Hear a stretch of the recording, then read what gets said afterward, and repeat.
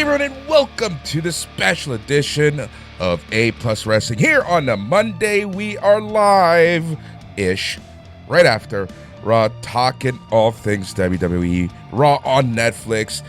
Times are a-changing, as many folk songs used to say. We are now in the Netflix/streaming era for all of professional wrestling. And if tonight's show is any indication, we are in for a lot of changes in the way that wrestling is produced for us. We're your hosts. I'm Boris, and as always, I am joined by Matt. Yes, bonjour. How's everyone doing out there? We hope you're doing well. We hope you enjoyed Raw on Netflix. I believe the legendary folk singer Timothy Chalamet said the times they are a changing, Boris. And yeah, man, it was cool. You know what this was? And we've seen a lot of love letters to like hardcore fans lately. AEW is a promotion that caters to the sickos, as they say. They brag about being catered toward the hardcore fan. Hardcore fan gets a lot of service. You know what this was, Boris? This was a love letter to the casual fan. It was a love letter to the filthy casual. Filthy casuals need love too, Boris. This was a shout out to all those people who kind of know a little bit of wrestling, kind of like it a little bit, and want to get back into the game. This wasn't the best show you'll ever see. It wasn't WrestleMania X7 or 19 or whatever. It wasn't one of the classic wrestling shows, but this was a ton of fun. A perfect hook for casual and new fans. And that's exactly it, my friend. You know, we talk about what AEW needs to do, and I don't want to turn this into one of those types of shows, but this is what I mean. This is a perfect example of what I mean needs to be done from a production level, from a commentary level, from every aspect, point of view, trying to get those people. You know you're going to get the casual eyes. So what do? You really baby things down, because I even saw on our Facebook group, which you can find facebook.com and search for A Plus Productions. People were like, why are they talking about the entire history of XYZ? Why is this? It's because they are like really spelling out, they're mansplaining almost what is going on and trying to explain things and setting things up. And as we're going to talk about, because we are going to review all 3 hours of the show, you know, I really feel like this was a great way for a casual to watch it. Because even last night, I was talking to random people who don't watch wrestling, but they were like, you know what, I'm going to check out this show. You know, hear bits and pieces of that. People were asking me a lot of questions on Messenger and stuff. Like people who don't really watch wrestling or have been away from wrestling for years, or people who have just watched AEW for the past few years, right? I have a friend, biggest CM Punk mark you will ever meet. She hasn't really watched CM Punk since he came back, but she's like, you know what? WWE has turned a new leaf, and I'm going to give them a chance tonight. So there you go. Yeah, man. Same. I had friends messaging me, ex-girlfriends messaging me. Shout out Michelle. But like, no, it's cool to just hear from a wide array of different people who are like, oh, are you watching Raw? Like, who's this guy? Like, what's going on? Holy shit, did you see them boo Hulk Hogan out of the building? More on that later. But that's what I mean. They knew they were going to get so many eyes on this show. And they're not going to retain all of them all of the time, and that's fine. But they knew this was the time. And I will slightly push back on what you said about AEW. They're never going to have an opportunity like this, and they don't have years and years in history to play off of. But there is certainly, my friend, is something to be said for chasing after the casual fan. Explain things. They have tape libraries to help with this. Like, don't give them the benefit of the doubt on this one all the time, right? They've done a better job. They've done a much better job recently. But that's been the biggest complaint from me and a lot of other people about getting the casual fans. And then you say that out loud and you get told, fuck you by the gatekeepers. You're stupid by the gatekeepers, right? So many gatekeepers in wrestling, both too many in the actual business and around the periphery. We don't need to talk about that, though. Let's talk about this fun, sometimes puzzling, celebrity-heavy, co-star heavy, weed smoking, drunk driving episode of WWE Raw on Netflix. Dude, this episode of Raw was a fever dream of the cable version. Like, this just felt so weird at times. A couple things that I did want to bring up before we get to the review was in the States, and this is something that's super important. because I had some people messaging me about this as well, complaining. In the States, the first 90 minutes was commercial free, and then the rest had commercials. So it was just like watching it on USA Network. However, because advertisers are different in the States and other places in the world, here in Canada and other places in the world, we are not getting those commercials. We will get the WWE commercials, but if the screen goes blank in the middle of the match, or Seth Rollins is, parading in the ring for a long time, guess what? The US is on commercial. Exactly. And if you watch AEW in the UK or other places, you're already used to this kind of vibe. And you can kind of tell though when you're watching the show, but in case you missed it, or in case you were wondering why the screen was going black for intervals at a time, if you're listening to this from Canada or most of the rest of the world, that's exactly what was happening, Boris. I just wanted to point that out because good shout. People are complaining about the smallest of things on this show. Yes, yeah, for sure. And again, this is the time to love wrestling and embrace it, and to remember why you like it in the first place, and go back to that, because we do over criticize this business as hardcore fans, for sure. We got to remember that it's just meant to be a bit of fun, and it's just, men and women risking their lives, putting their lives in each other's hands out there. But yeah, no, I definitely, I wanted to say, just on the Punk commercial, and Rollins on that point. Oh my God. Oh Anyways, my go ahead, God. sorry. Looks like Rollins caught a couple live rounds there. Yeah, for sure. But yeah, I did want to say that WWE did a really good job for the international fans of inserting like a package about the match that's coming up, or like a good hype package about a wrestler, but not like as random as it used to be in the PPV in the WWE Network era. They would just play random videos at random times while Peacock was going to commercial. Now it seemed to be way more focused, and we learned about important parts of the show that were coming up, or a Gunther who's going to be on SmackDown in a couple weeks or wherever he will be doing his thing. So yeah, I really liked how they treated the packages this time. When it went to commercial in the States, it was kind of still worth watching in Canada. And what's interesting is, dude, I would not be angry at going to a live Raw taping now if this is how it's going to be, if they have continuous content running. Makes a lot of sense, man. Yeah, absolutely. Toronto had a couple weird Raws in the end of the Vince McMahon era where they could drag those 3-hour Raw shows with all the downtime, all the waiting around. You could go like 30, 40 minutes between actually seeing a show or anything live in front of your face. Yep. All right, let us talk about Raw on Netflix episode 1. Oh man, what a way to start. That cold open was maybe up there. 1A, 1B, 1, 2 with the WrestleMania X7 main event package. Oh, you're giving it that high much praise, eh? That much it praise, was brother. Really sick. It was well done. It deserves that high praise, brother. It was very well done. It might be a little high it might be a little rich for my blood. It was funny how often and how aggressively they told you wrestling was fake in that thing, no? Like throughout the night, I kind of feel like, they said that like without saying it so many times. It was very weird. Very weird. That was part of the reaching out to the casuals thing. That was like way more of an obvious wink and a nod than they usually give you. But they did want to let people know who are maybe seeing this for the first time. Yeah, guys, we're in on the joke here. We know what we're doing. Have fun. Like you were here to entertain you, right? I kind of feel like that was the message throughout, especially the cold open, and the message throughout the show. And again, Cole and Pat McAfee, like those two are just so funny together. Just so funny together. It is amazing. It's up there with Heenan and Monsoon. It's a different kind of chemistry, not as antagonistic, but they definitely, you can tell that they enjoy working with each other and to some degree are friends. And they definitely have like a fun, a fun coworker, fun bro chemistry, not unlike the chemistry on this program, Boris.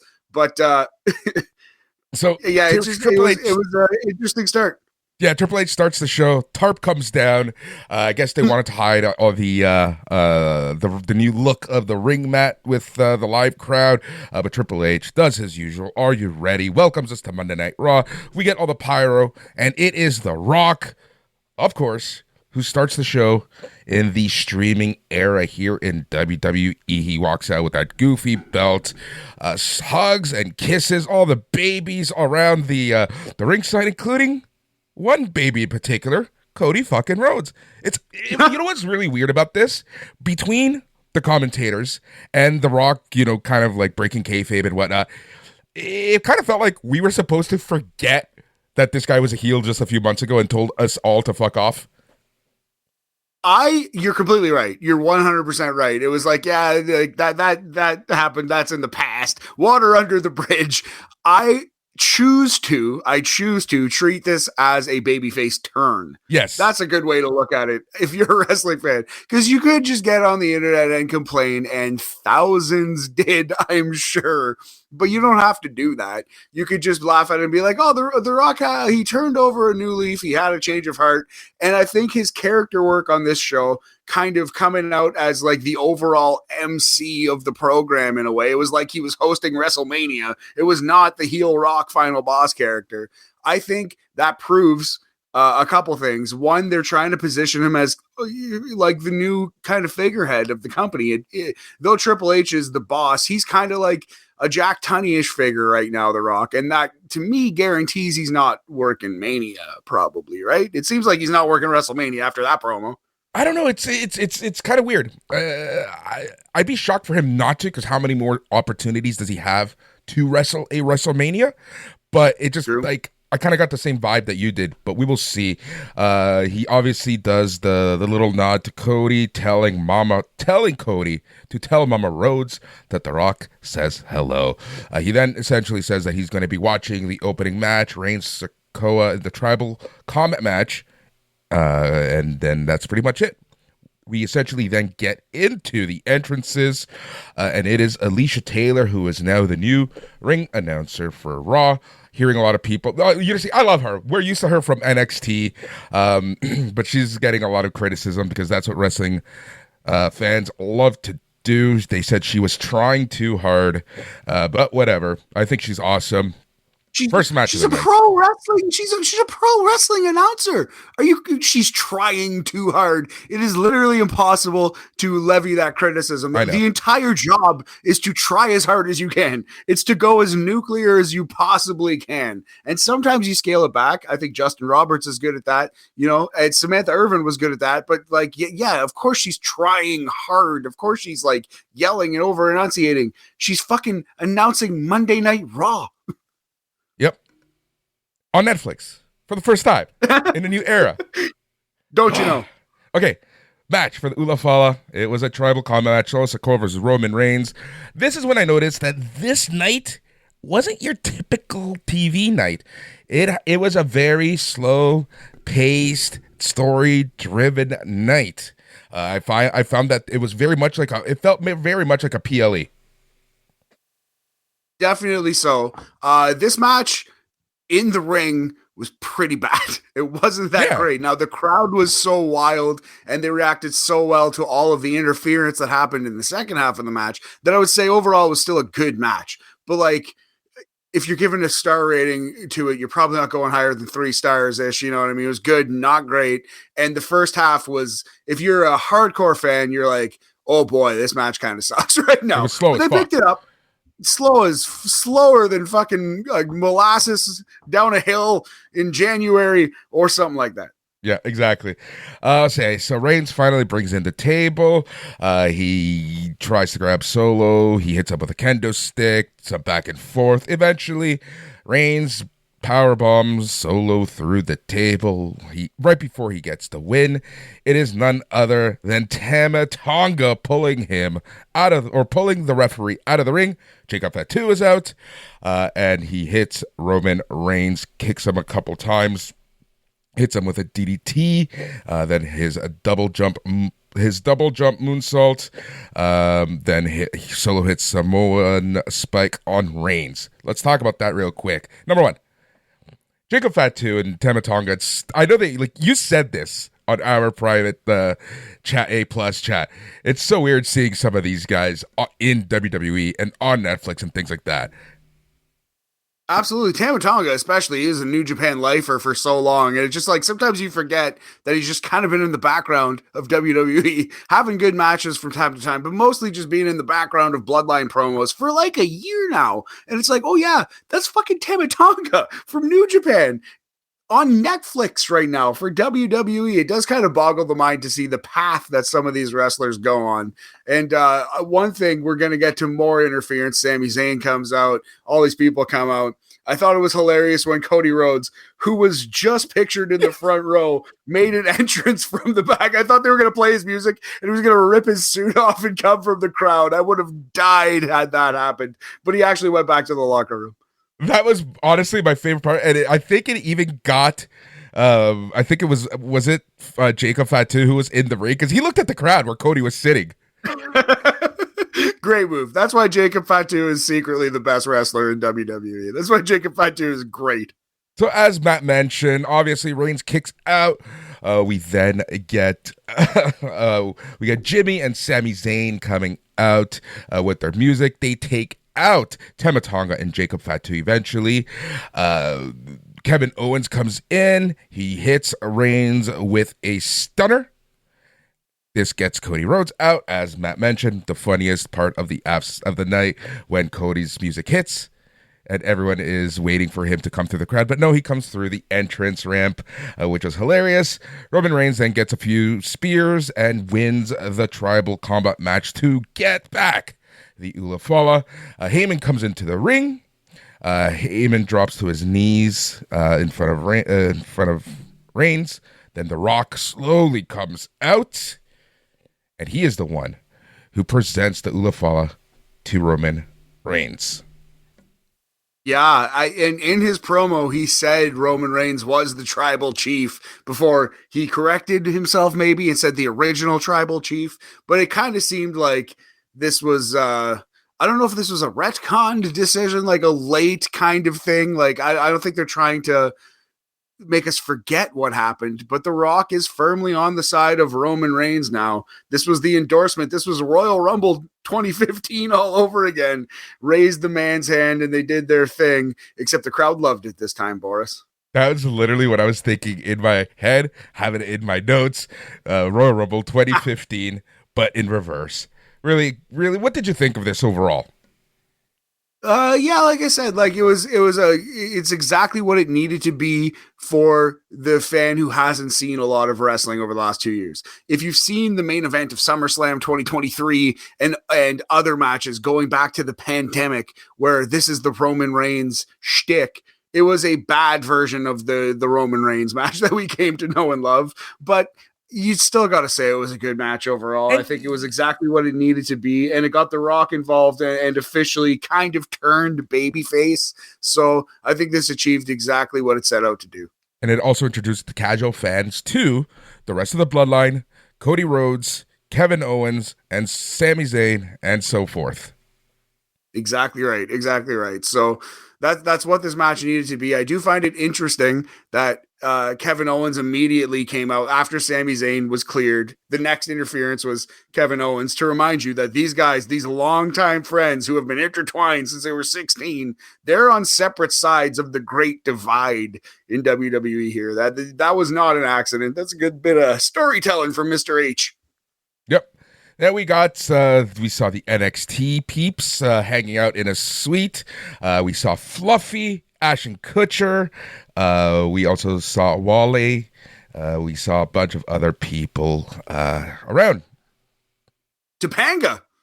Was she in this match? Cheating on on Cody. On Corey with brother Eric. Oh my goodness. Controversy. Corey versus Eric, WrestleMania 41. Book it, H. And then it was time for Cena to start his going away tour. This was interesting. Essentially, long story short, he kind of teases the fact that he's not going to win the 17th championship because it's been thousands of days since he even won a match.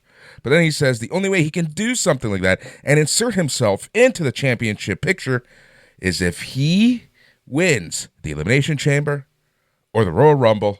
And then he gets this brilliant idea and announces himself into the last Royal Rumble that we will be watching for the next 2 years. Yes, absolutely. Yeah, because I plan on skipping the Royal Rumble 2026.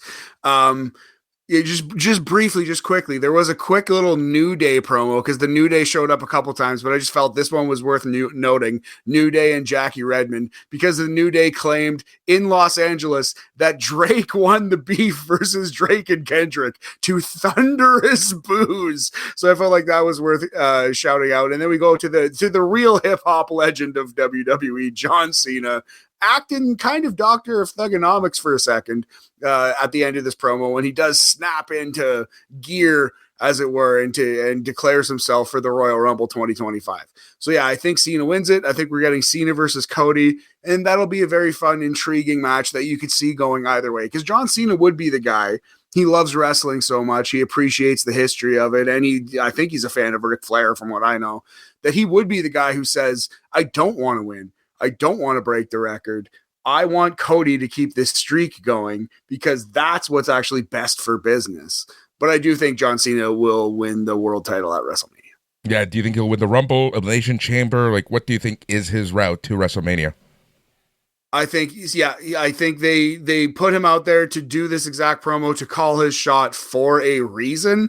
I guess they can do like the Shawn Michaels thing where he was going to win the Royal Rumble because that's the only way he can get the Undertaker, but then he doesn't, and then he gets the title shot anyway in some nefarious means. But I think they put him out there to declare for the Royal Rumble, to say that he wants to win it so that he can do it. I think they're telling the fans that's going to happen. I think he's going to win the Rumble, and he's also going to beat Cody at WrestleMania. I really do. All right, we see a Logan Paul promo. Then we see him in the crowd. Didn't get much of a reaction from the LA crowd, which was very interesting. What do you think about that? Yeah, they didn't care about him at all, really, it seemed, which is not what you want. Some boos, even if they're in the wrong place. Like, for example, Ashton Kutcher got booed out of the building. Later on, Bill Simmons showed a Boston Celtics logo on his phone. Never change, Bill Simmons. I love it. And he got booed out of the building. But the fans just didn't give a shit about Logan Paul. Hulk Hogan got booed out of the building, but Logan Paul got crickets. You never want crickets, Boris. Seth Green was there. The lesser-known Culkin brother Macaulay was there. Buzz Culkin? The lesser-known one, Macaulay. Yeah, it's Kieran, right? Yeah, Kieran is the big one now.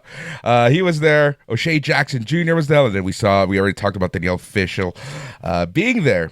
Bianca Belair, Naomi, Sean Waltman, Shinsuke Nakamura, LA Knight were all there, and this leads us into the second match of the night, which was for the Women's World Championship, Liv Morgan versus Rhea Ripley.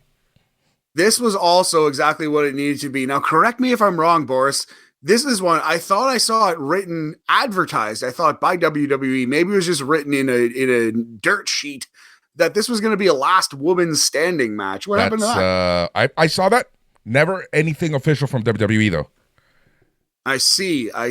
Okay. Because, yeah, I was expecting last woman standing here, and then they started going for pinfalls, and I was like, I thought they hadn't mentioned the stipulation. I wonder what happened. But, yeah, this was a good match. This was honestly better than the first match. The exact right layout and the right person won. It's not going to set your world on fire. There's been better women's matches, obviously, but I thought this was exactly what it needed to be.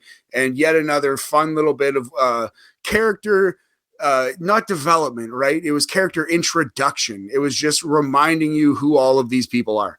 Yeah. Liv Morgan playing homage to her father-in-law, Eddie Guerrero, by hitting the Three Amigos and a frog splash. Love it. I like that. I really did like that a lot. Ripley stuffs an Oblivion, slammed Morgan to the mat, hits two Riptides to get the win in about 11 minutes, 40 seconds. She wins the Women's World Championship. But here's where things make an interesting turn, which will be interesting to see how they play it out. After the match, Dom enters the ring. He tries to sneak up on Ripley. He saw him coming, but then he holds his arms open for a hug. I love Cole at this point because he's just saying that he calls him like what did he call him? Gold digger? He called, which is Dominic funny Mysterio considering the belts are gold. It's kind of funny. Anyways, It's perfect. It's absolutely perfect. It's so good. Like the male gold digger is such a good gimmick.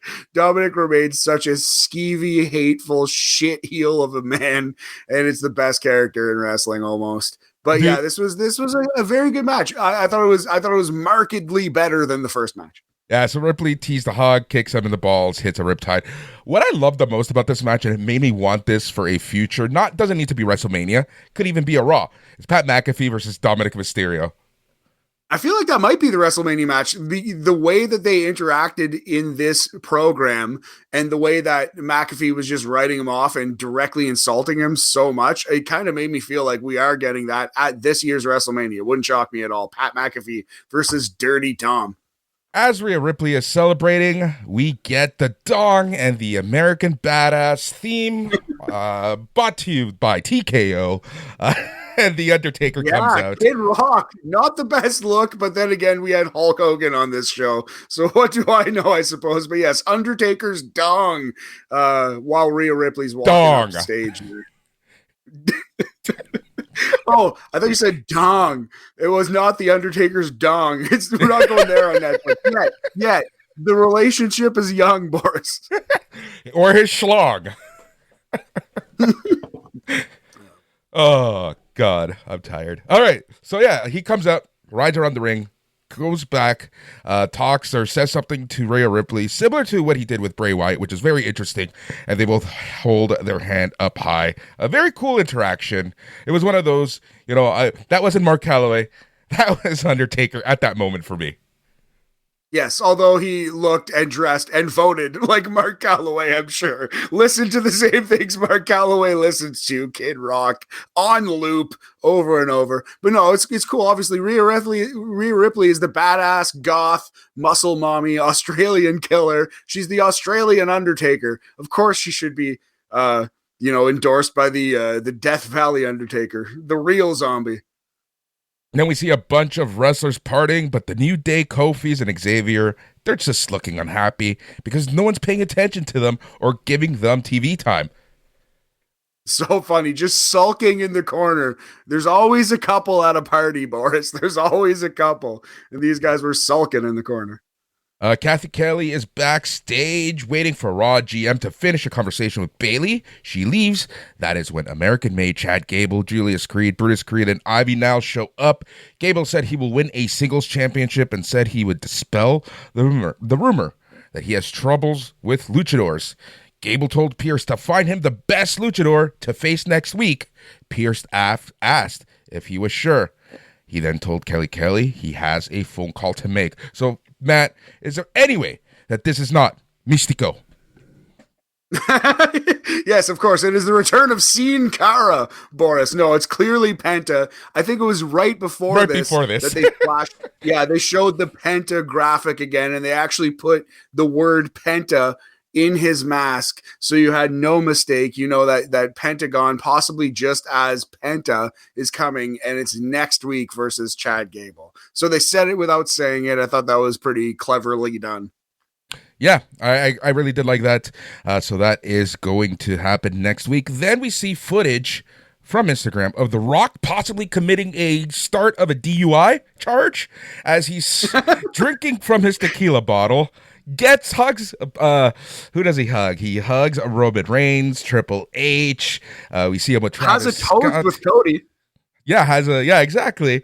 Then we see him in the parking lot saying hi or bye to Travis Scott, and then he leaves in his car after he takes a drink of tequila and plugs that he is going to be on NXT on Tuesday. The suspended licensed superstar? And runs in the family. Oh no, Boris. Oh, a stray bullet for the Usos.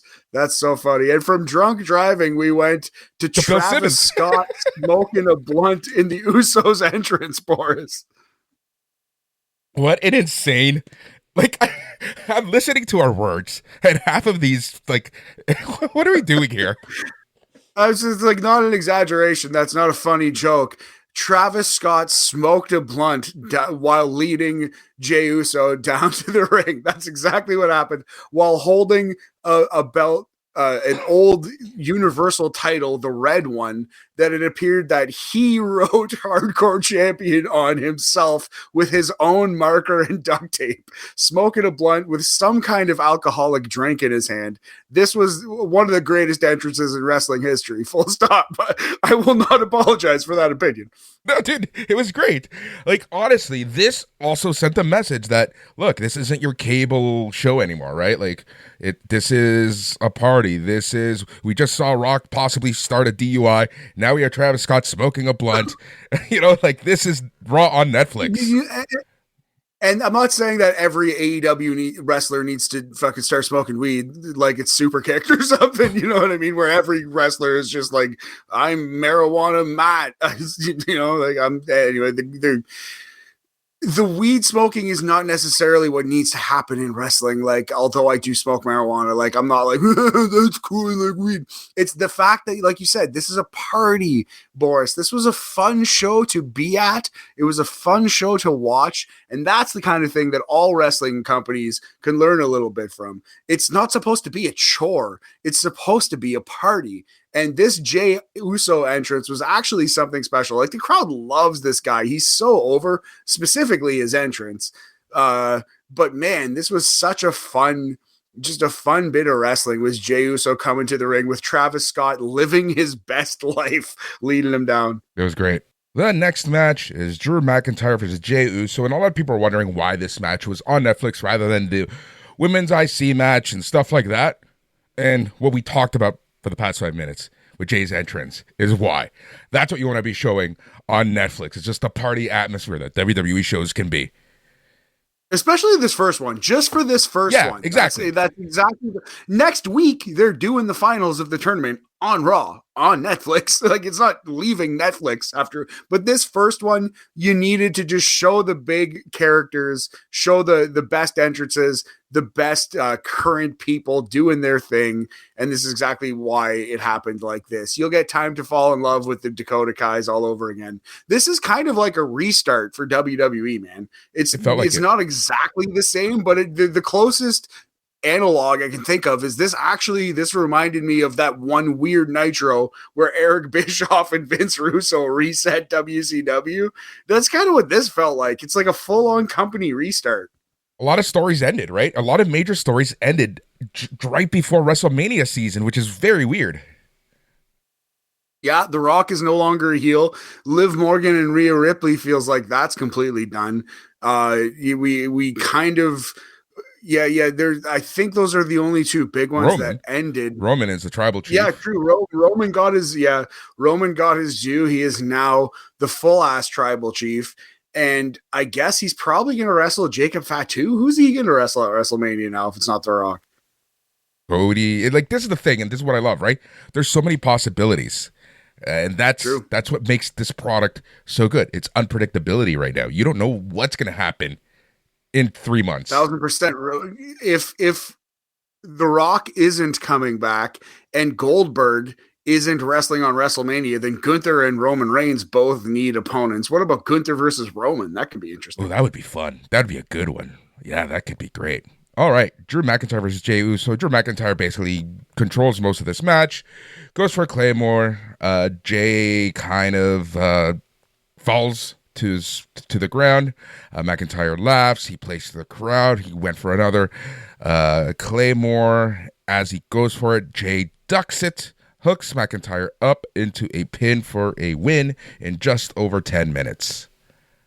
Yes, yeah. So this was very much a Raw match. Not meant to be an insult, but this wasn't a pay-per-view quality match or anything. It was very much a TV match, and I'm not even sure if I would say the right person won, because I kind of expected and was hoping that Drew McIntyre would win just because he's been so great lately. But yeah, it makes sense to push Jey Uso hard, especially on this show where he had that amazing entrance and the entire city of Los Angeles was yeeting up and down. I get why Jey won on this show. We get a Gunther hype video, again, introducing the new viewers to who this guy is.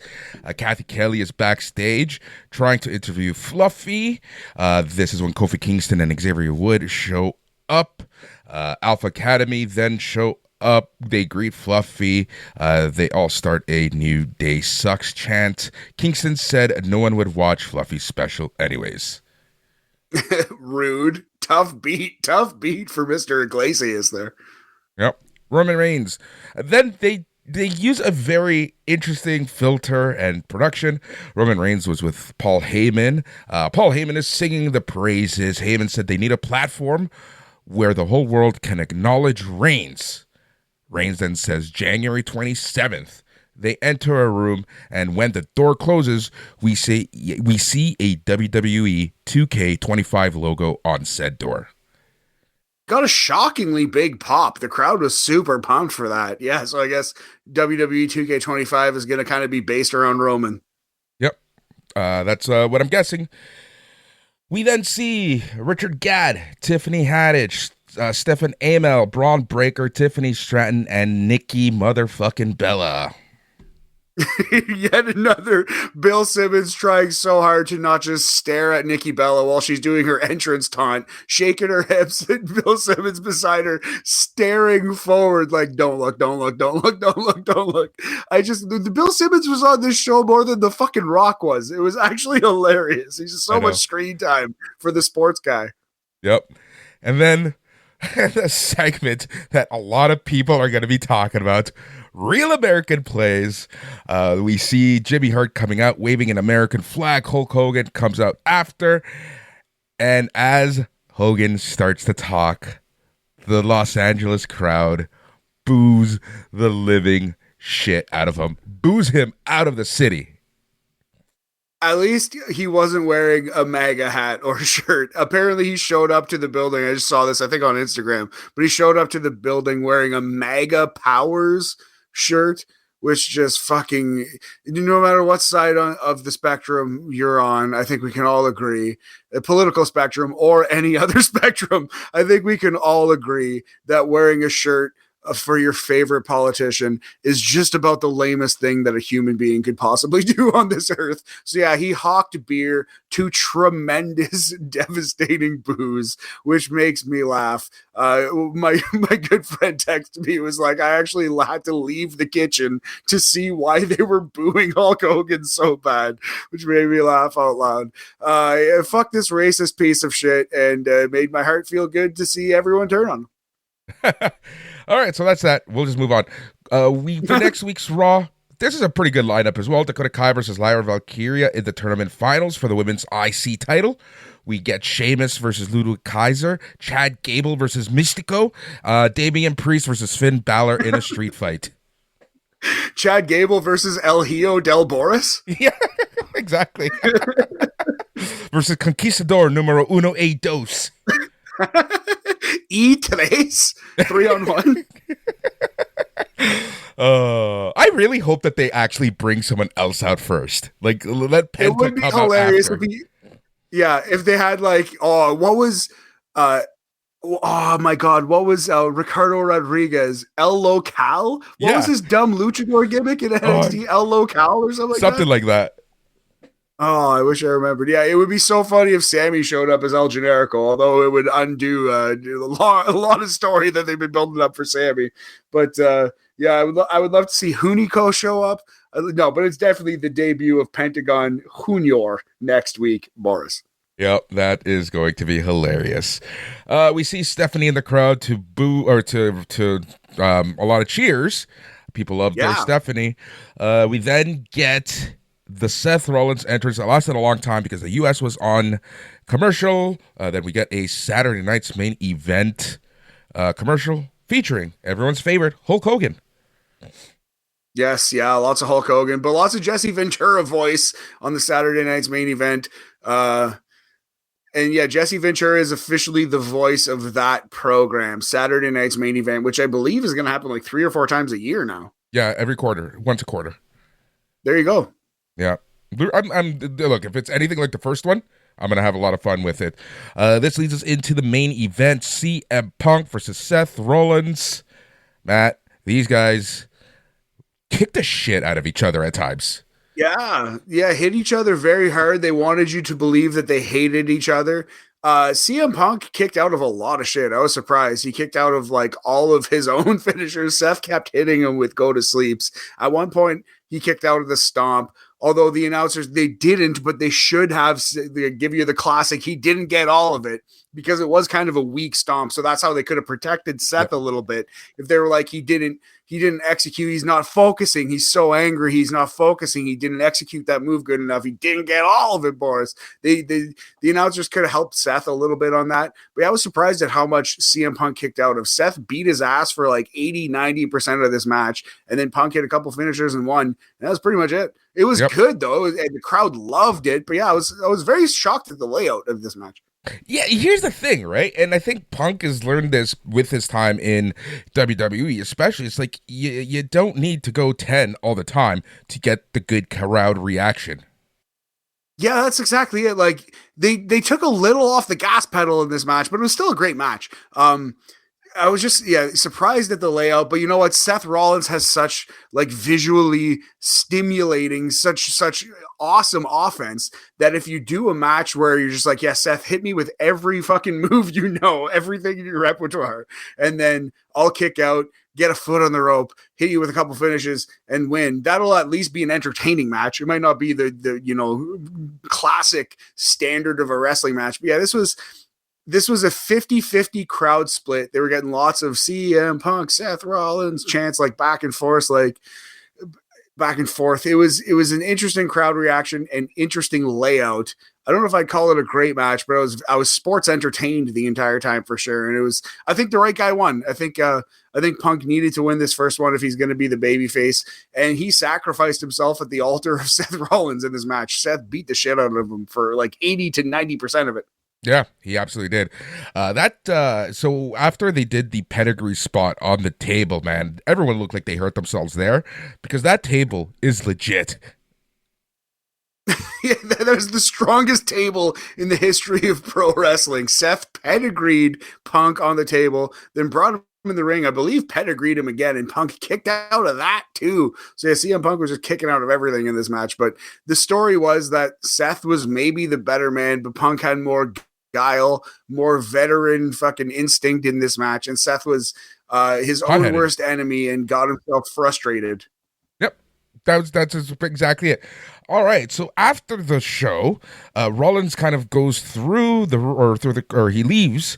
Punk was on his knees and he gets interviewed by Jackie Redmond. Punk said that 46 is just a number.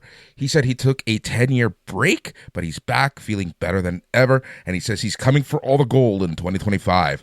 Punk said this was the biggest thing he's done. He said the match was for Chad Gilbert, Chris Bay, and for him. Punk then was saying something, and the audio cut. Not sure if it was just an audio issue or if he was censored. And he says, "Look at me now." Punk said the Royal Rumble is next, and he's coming for Cody, and declared that he's the best in the world as he goes to the back. He also mentioned Gunther. He mentioned Cody and Gunther to kind of leave it open. He doesn't care whose belt he takes. He wants a world title. I believe he said, "I live for this shit," or "I love this shit." I believe it was a shit word that got bleeped out there, Boris. And yeah, this is a good little promo with Punk. Jackie Redmond even said, because usually they have like a little bit of a back and forth and they kind of talk to each other in a way that makes it seem like they're friends. They'll mention like hockey, like LOL, you like the Blackhawks, they suck, like kind of things. And Punk was full on wrestler mode. And Jackie even said, like, "You're very focused. You're very hyped up right now. Thank you very much for your time, CM Punk." I like this promo though. It was pretty cool. Yep. Overall, good, strong first episode on Netflix. It might not be the best Raw, might not even be the best Raw that we've seen over the past few months, but it was a fun start to the Netflix era, and we have some really good matches coming over the next few weeks. And as we're heading towards the road to WrestleMania, which starts February 1st this year, things are looking really hot for WWE. Yeah, and yeah, just to reiterate the finish, CM Punk won with a couple go-to-sleeps on Seth Seth Rollins. I think on the last one, it looked like he really needs Seth in the face. I hope he didn't break his cheekbone or something, because Seth had a real good bloody streak all across his cheekbone. It looked like Punk really caught him with a knee on one of those go to sleeps at the end of the match. But yeah, CM Punk wins clean a match that he took maybe 10% of the entire thing. Seth beat his ass. But I thought this was, a good capper to a good show. Probably the best match on the show, you'd say. But it was close to the Rhea Liv one. Yeah, I thought it was good. I thought it was really good. I really did like it. Yeah, man, very different show. Felt very much like a PLE. Very, dare I say, it followed the regular format, but in a non-traditional way of a wrestling TV show that we've been accustomed to for 30 plus years. Absolutely. Well, just like the little things like people smoking weed on WWE television, is that like the second or third time, if that's ever happened? I think that's the first time I've ever seen someone smoking weed openly on WWE television. Certainly on WWE Raw. Like RVD's whole character was kind of that he smoked weed, but nowhere near as explicitly so as an ECW, like when that was literally his, like, I don't know, stuff like The Rock drunk driving and them not bleeping fuck blank blank when they were chanting fuck you Dominic or fuck you whoever. They chanted maybe fuck you Solo at the start of the show. Yep. There was a couple FU chants that did not get bleeped. Yeah, it's a different world. It's a different world, Boris. It's a different world for sure. It's yeah. Very interesting show, but overall, I was sports entertained for the 3 hours. One interesting thing to know is that Triple H on Pat McAfee's show today did say that Raw can be 40 minutes or it can be 3 hours. There is no time limitation. In that interview, he also mentioned that at some point, SmackDown is going back to 2 hours. Yeah, I believe he outlined June. I didn't listen to the interview, but I did read a summary of it, and it seems June is when they're going back, hopefully, to 2 hours. Who knows? But yeah, I like the concept of maybe Raw will be one match. You know what I mean? You kind of don't know, but I do think they're going to keep it between 2 and 3 hours, hopefully. Yeah. It feels like, but that's cool. There's no set time. There's no commercial breaks and stuff to necessarily hit, even, because though they will like work commercial breaks into it, they still know that across the world 80% of the audience maybe is seeing the entire match. So I don't know, I feel like there's going to be less downtime in these things, and it's going to be interesting to see how this product evolves over the coming weeks, months, and years. Yep, and it's interesting because for the longest time, right, WWE, yes, they did air everywhere around the world, but I know as a fact that they did not give a shit really about other places, right? Now we're seeing them really, focus more on the world, where they realize that, it's just not the States, there's everyone else, and they can make a lot more money internationally, right? We're seeing it even with their tours. Look at it in March. We're getting Raw and SmackDown in Europe. Guess what? I'll be watching those shows in the middle of the afternoon live on Netflix. Really looking forward to that. It just really does feel like WWE is fully international, and they are embracing that right now. So then that's why I say, like, it is going to follow the traditional TV format, but a little different for the streaming era. Yeah, exactly. It's still wrestling at the end of the day. It's still this product. But yeah, this was a good show. I'm intrigued to see where they're going. I had so much fun watching this show. This was a reminder of how much fun wrestling can and should always be, ideally. And yeah, man, this is just, like, I guess if you're like the super hardcore fan and you can maybe say like, oh, I wish there was a better, but there's so many good matches out there that you didn't really need the 5-star match or whatever. We got Travis Scott smoking a blunt down the crowd, walking down the aisle. We got so much nonsense, so much fucking fun things on this program. And if you are a super big work rate mark, I do think your itch was scratched, as it were, Boris, by Punk versus Rollins and by Liv versus Rhea. Agreed 100% on that. So that is WWE Raw. A couple other things that we wanted to quickly talk about. We'll talk about this more in detail. You're going to hear a lot more here on A Plus Wrestling's feed with Andre and Melball surely going into detail with all of the happenings from Japan over the weekend, as we had 3 major shows from New Japan Pro Wrestling and other companies with Wrestle Kingdom, Wrestle Dynasty, and New Year's Dash. But real quick, Matt, from what you saw, How do you feel about New Japan Pro Wrestling right now and kind of the direction that they're going in? Because we talked about this many times. I'm a little nervous for them heading into 2025. It's nice to see Zack Sabre get his flowers, but in terms of the Japanese audience, he doesn't feel like he's not the most popular champion they ever had. I'm liking it. I thought Wrestle Dynasty was a pretty damn good show with one of the best matches of the last few years, honestly. Kenny Omega versus Gabe Kidd was absolutely incredible.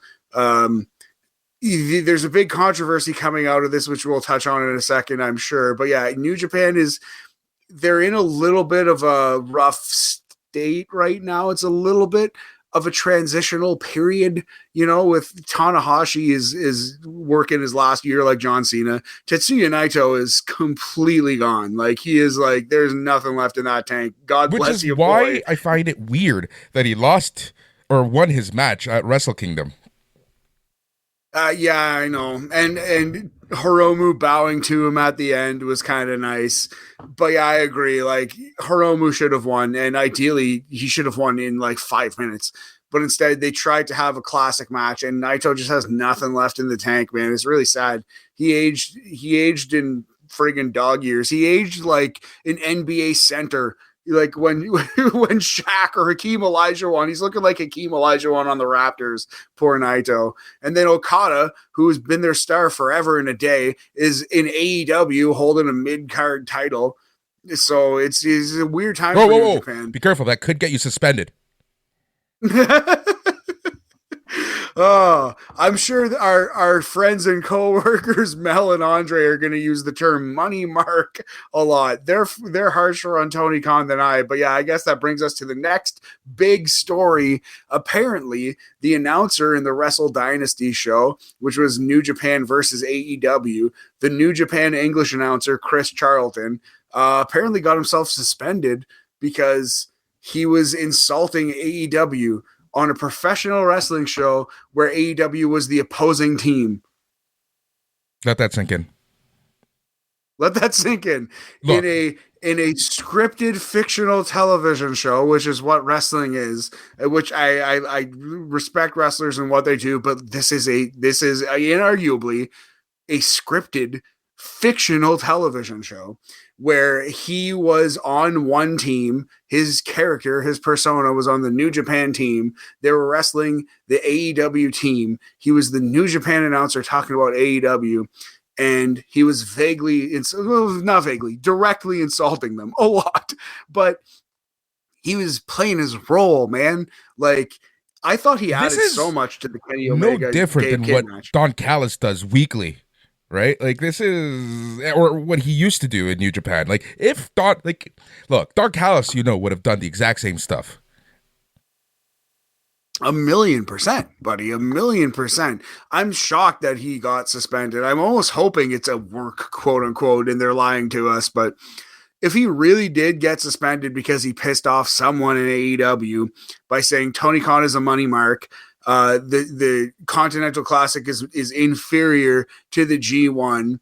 Cheers. Also, at one point he made fun of LP, which was tough. There was I saw one clip circulating around where he kind of made fun of LP's cancer a little bit. But two things about that: one, he and LP are friends in real life, Chris Charlton and LP, and it's entirely possible that he okayed that line with him. But even if not, two, LP's a New Japan wrestler. So I don't know. It seemed like Chris Charlton was in his bag on this show. He was trying to be a heel, and I thought he was great.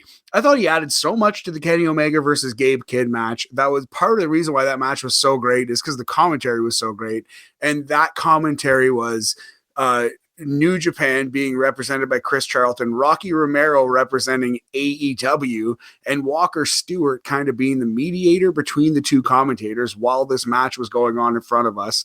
I thought that helped tell the story of the match tremendously. I'm shocked that he got suspended for this stuff. I think that's extremely weak and actually embarrassing on the part of New Japan and AEW if they had anything to do with it. And you have to think they did. The fact that Dave Meltzer quickly said this was 100% New Japan really leads me to believe that it had something to do with AEW. Maybe not Tony Khan directly, but someone in AEW said something to New Japan. 1,000,000%. You'd have to, because why would New Japan even care? otherwise. You know what I mean? Like, why would they even register on New Japan's radar had AEW not complained? I don't know. I just think the whole thing is extremely silly. We're seeing Tony react so much to to any time anyone mentions him, right? Look at the lack of relationship with GCW right now, with the whole Ricky Stark situation with Effie. Now this, like, we're seeing a pattern. Yeah, it really seems like something I've said for years. I said it at a stand-up show at the Rhino, was it, that you were at, Boris? But Tony Khan is the Elon Musk of wrestling. It's been clear since 2020, and he's treating criticism the same way Elon Musk is. Exactly. I don't know, man. It's sad because everywhere AEW goes, anytime they can get any form of momentum, there's drama that follows them. Just silly nonsense like this. And this is small in the grand scheme of things. Only the hardest of hardcore fans even know this is happening. Dude, look at Mel and Andre, who... That's the thing. Like, they refuse to watch AEW almost at this point. That's the thing. Like... A large chunk of the fan base that AEW is supposed to be going after are the Japanese wrestling fans, are the hardcores, the true believers, the like lifers wrestling fans, you know what I mean? And they're turning off a lot of them. So I just wonder who AEW is going to have left if they're supposed to be booking for the sickos and everything they do is actually angering and turning off said sickos, Boris. Gonna be an interesting year for AEW. And here we go. But Matt, let us continue to celebrate pro wrestling because that is what we really try to do. Unfortunately, we do have to talk about the drama because you know what? That gets attention. People want to know our thoughts. We do have to bring it up. But let's focus and end it on a high note and talk about A+ Productions and everything that we are doing here. Just an admin note, the Worst Stuff show is going to be happening. We had some scheduling issues, but that is going to be coming out this weekend, as we will also produce a brand new episode of A+ Wrestling. We have some debates coming up. Matt, you and I should talk offline this week and figure out which ones we want to do for the upcoming episode, whether we want to talk about 2025. There's so much to talk about, especially as we reach into WrestleMania season. There's just a lot to talk about. But yeah, so A+ Productions.com is the best place to go if you want to join the Facebook group. And thanks to everyone who participated in tonight's chat. Got tons of opinions there. Facebook.com, and you search for A+ Productions. Join the group, join the conversation. Every week we do have a feedback thread for this show. Matt, anything else you want to add? No, just remember that this is supposed to be fun, and I feel like we have a good group listening to A+. We have very few truly cynical, truly like angry, those crusty wrestling fans. Like, I feel like we got a pretty good group. Passionate fans listen to us, but like intelligent, nuanced opinions come up here at A+ Wrestling. And I'm so glad, I'm so blessed for the people that have followed us from Sunday night's main event and continue to fight the good fight with us here at A+ Wrestling. We do this because we love this shit, guys. Let's not lose sight of it. And that's why I love that we had a Facebook thread where it wasn't just whining about the show, like, me, this match sucked, me, why did The Rock cut that promo? And it was just like having fun and laughing and enjoying the beautiful spectacle that was Raw #1 on Netflix, man. This show reminded you why you like wrestling. It reminded me anyway. That's exactly it. Perfect way to end it off. Again, A+ Wrestling or aplusproductions.com. And you can search for A+ Wrestling, A+ Entertainment, and A+ Sports on any podcasting app, including the YouTube Music. On behalf of everyone here, thank you so much for listening. He's Matt. I'm Boris. Until next time, stay tranquilo.